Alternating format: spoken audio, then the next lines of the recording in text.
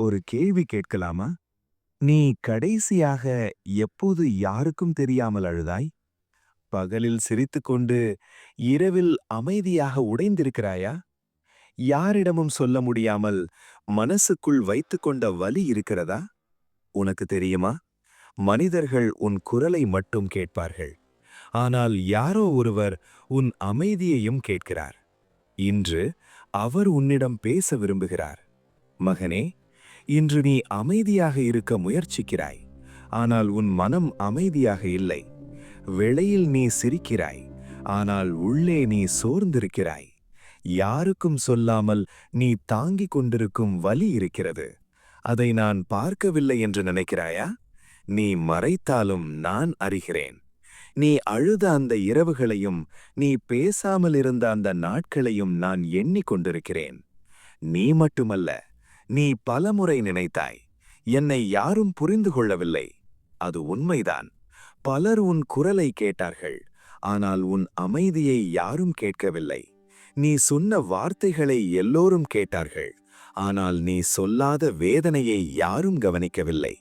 ஆனால் மகனே, நான் கேட்டேன். நீ பேசாத கண்ணீரும் ஒரு பிரார்த்தனைதான். ஏன் பதிலில்லை? நீ என்னை நோக்கி கேட்டாய். நான் இவ்வளவு அழைக்கிறேன், ஏன் பதில் வரவில்லை? நான் அமைதியாக இருந்தேன் என்பதால் நான் தூரத்தில் இல்லை. நான் அமைதியாக இருந்தது நீ உடைந்து போகாமல் இருக்க.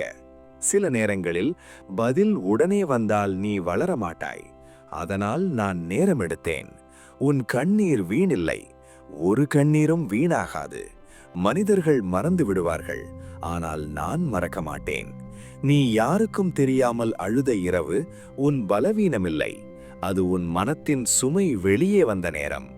அந்த கண்ணீர் உன்னை உடைக்கவில்லை, உன்னை லேசாக்கியது. நான் அருகில் இருந்தேன். நீ நினைத்தாய் நான் தனியாக இருந்தேன். ஆனால் நினைவிருக்கிறதா? அழுது தூங்கிய இரவுகளுக்கு பிறகு காலை சிறிது அமைதி இருந்தது. அது நேரமல்ல, அது நான். நீ முடிந்து விட்டாய் என்று நினைத்த இடத்தில் நீ இன்னும் நின்றது. அது என் தாங்குதல். உன் வலி அர்த்தமற்றதல்ல.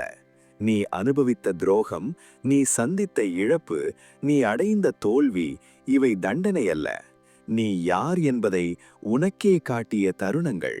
நீ இப்போது பலமாக இருப்பதற்கான காரணம் நீ சந்தித்த வலிதான். விரைவில் மாற்றம். நீ நீண்ட நேரம் இருளில் இருந்தாய். அதனால் ஒளி வராது என்று நினைக்காதே. அதிகாலை இருள் முடியும் நேரத்தில்தான் வரும். அதேபோல் உன் வாழ்க்கையிலும் மாற்றம் அருகில்தான் இருக்கிறது. இப்போது புரியாத பல விஷயங்கள் சில நாட்களில் அர்த்தமாகும். முடிவு. நினைவில் வை. நான் உன் கண்ணீரை பார்த்தேன். நான் உன் அமைதியை கேட்டேன். நான் உன் வலியை உணர்ந்தேன்.